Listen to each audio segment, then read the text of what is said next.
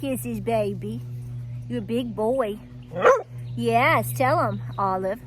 It's Hubba Bubba. Say, I'm a Hubba Bubba. That's right, they're Olive's Hubba Bubba babies. It's okay. Hi, baby. Say hi, everybody. Yeah. So we got the yard cleaned up. Yeah, give me kisses. Yeah, you're the other Hubba Bubba.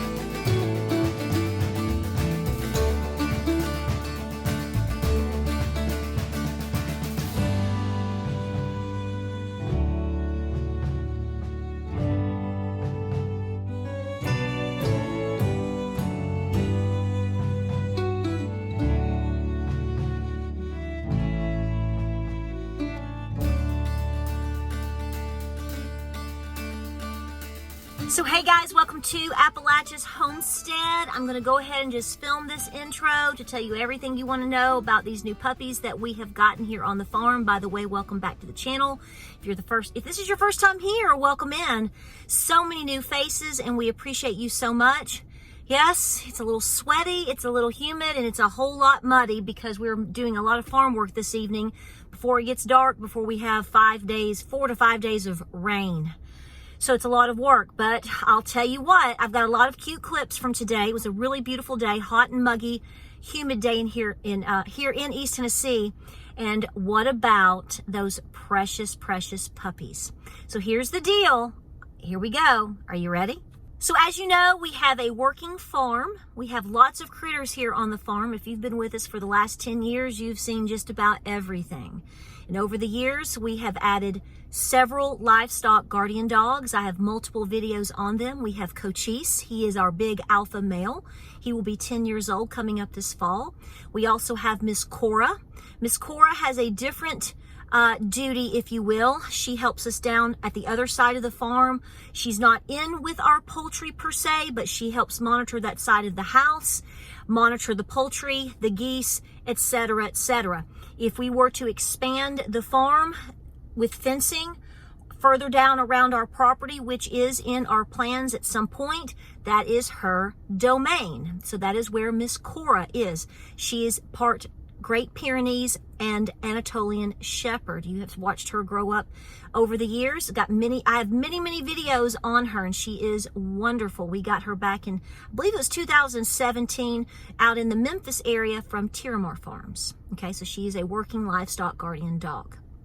Then, about 3 years ago, it's 3 years ago now, we added our sweet girl, Miss Enoli. And she is up here with Cochise. I'm literally right here sitting in front of the barn. Forgive me. Yes, I have the air conditioning going on low because it's awful. I'm awful. But long story short, Miss Enoli was introduced to our farm just over 3 years ago. It was a slow introduction because I wanted my oldest LGD, Cochise, to have a mate, a working mate, a female, so that they could be out and working together. And she does a phenomenal job. She is out with all of our goats. She basically is a mama to all of our mama goats and the babies. She gets along great with everybody. But here's the deal. So here's the history. Like I said, Cochise, our oldest LGD, he's full Pyrenees. He has slowed down in recent years. And here's what you need to know. Anytime that you get a livestock guardian dog, you need to understand that they are unlike most other breeds. and they take a lot of training. You preferably want to get them from a working farm, okay? A working farm with both sire and dam, mama and papa, okay? Basically having the litter, having the puppies, and raising them on the farm all around the livestock, be it sheep, be it goats, etc., etc. That is the criteria that I have gotten all of my dogs from, but that's where they've come all from working farms, okay? Not that I don't love and encourage adoption. If you watch my channel, all of my pets are full adoptions, and I'm also a major advocate for spay and neuter. We do not have any want to continue to have puppies or kittens here on our farm. I prefer to go and adopt. But in the case of livestock guardian dogs, while you can get many from shelters, because a lot of people get them and they don't know what to do with them once they get to a certain size, you will find that oftentimes they're being dumped at shelters, which is a very sad situation.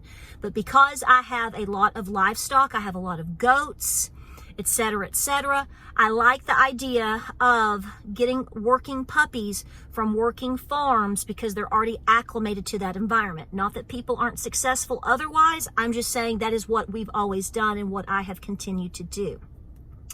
So what we decided to do 2 years ago, this is how long it has taken for me to actually acquire these puppies. I wanted to get my puppies from a certain farm, from certain LGDs, and this is what happened just this week, and have known for a couple of months because I've shown pictures and talked about it, okay? We went with getting 2 puppies. They are from the same litter, and they are precious, and they are both males. The idea here is to put one male up here at the barn, at the working barn, all the pastures up here with Enoli and Cochise. And we will have to work with that, acclimate them slowly. I will talk about that later in different videos. I have past videos on that. Slow acclimation, of course, because I want another male up here to be a mate with Enoli should we lose Cochise in the future. Even if we don't lose Cochise in the future, I will be honest with you, he's doing a great job. I would never challenge him. However, the fact is he's going to be 10. And the fact is, when you get a puppy like this, you have to work with them for I'm going to tell you right now, some people will say 15 to 18 months. No, I did not find that my male dog did not come into real full maturity in terms of understanding what he needed to be doing until he was at least 2. It was like a light switch really hit him at 2 years. And by 3, he was really doing the job. That's a long time. So here's what I'm saying. In that training time, Cochise would be 12 to 13. So I want something in place that I don't want to say takes his place, because nothing will ever replace Cochise. Okay, if you've been here for a long time, he is he is the chief of the farm. But the reality is he is very geriatric and moving into his elder years. So that is why we made the move that we did. I actually started thinking about doing this last year, but the mama dog and the papa dog, if you will, that I wanted to get my puppies from didn't take, and then suddenly this year, poof, we had a great surprise. I was only getting 1 Great Pyrenees at this originally, but then we talked about it and we decided that it would be a good move for our farm to go ahead and get 2 and have a second male Great Pyrenees down at the other side close to Kora. She will have somebody close to her. So when we expand, should we expand and our livestock goes down this way and around, and Kora is down there. So in other words, we have two working shifts, if you will. Then we would have a working male down there as well. So basically my farm would be set up into 2 branches, would have 2 livestock guardian dogs on this end and two livestock guardian dogs working on this end. It's just the way that our farm is set up. It's the way our fencing is set up, and that's what works for us. All of the animals on our farm, here's what's so funny. Let me say it this way. Some people say, well, do you just have a hobby farm? Are all of them pets? Well, you can think what you want. Some of our animals you can consider as pets, but a lot of them have a lot of different needs and wants from us. Obviously, we have animals that we learn from, that we get milk from, we get eggs from, we get so much manure. We're full of it. And then again, although I don't make a lot of videos on it because I think it's a very personal and spiritual thing, I don't like to exploit the idea of butchering our animals. I know a lot of people show that. That's fine. I have no problem with that, but that's not the route that I've really ever taken here with my channel. I think that's a very private thing. I also have animals that, you know, other people benefit from as well.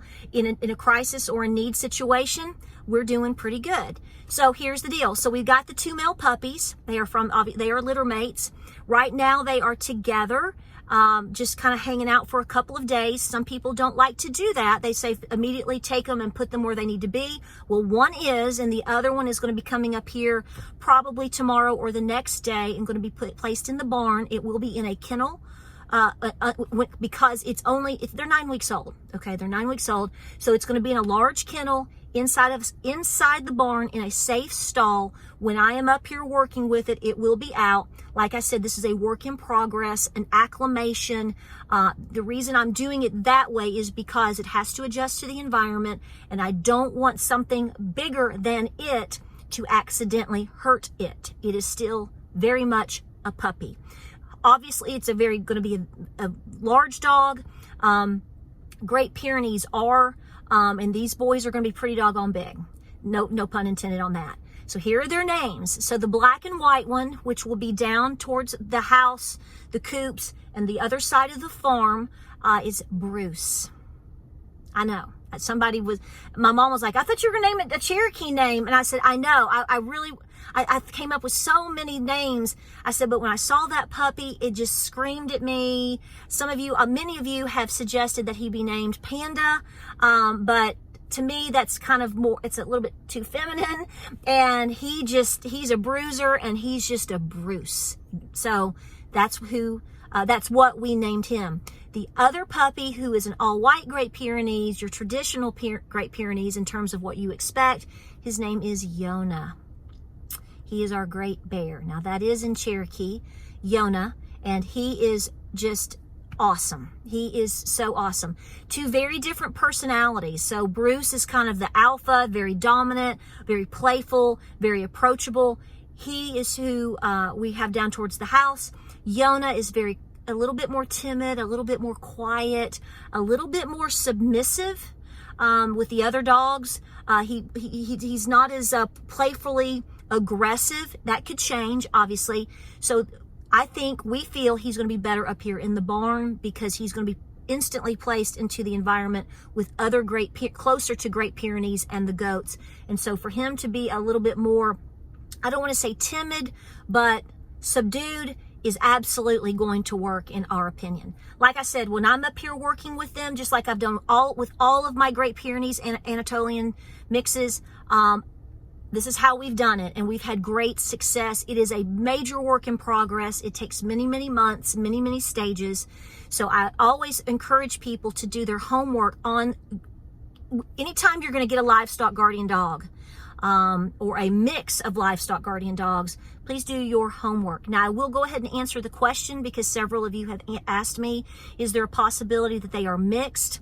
The mother and the dam and sire, mama and papa, are not registered, but I can tell you that they are coming from working livestock guardian dogs, Great Pyrenees. However, the mama, I will tell you, I think somewhere in her bloodline that we have some Kora.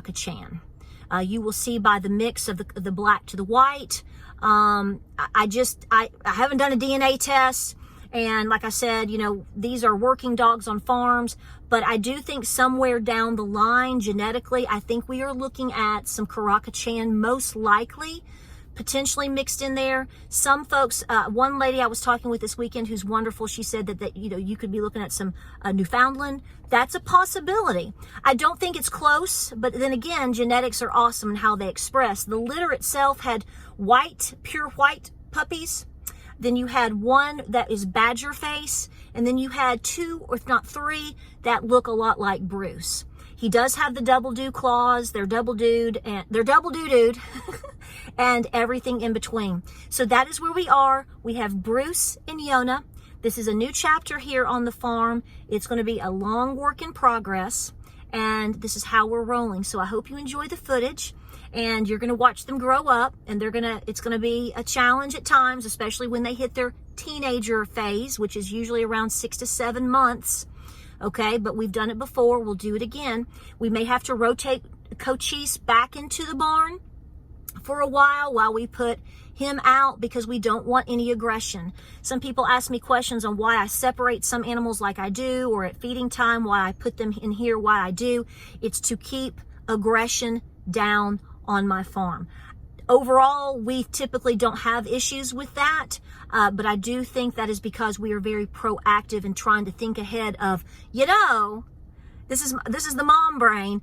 If I put them together and I'm doing this, one might do that. So let's just go ahead and separate them in kennels, or this one in a stall while they eat, or we do that so they can see each other, smell each other, but there's not any animosity towards each other, or jealousy, or challenges and whatnot. So a lot being said here. So I hope you enjoy the footage, and thank you so much for the love and support.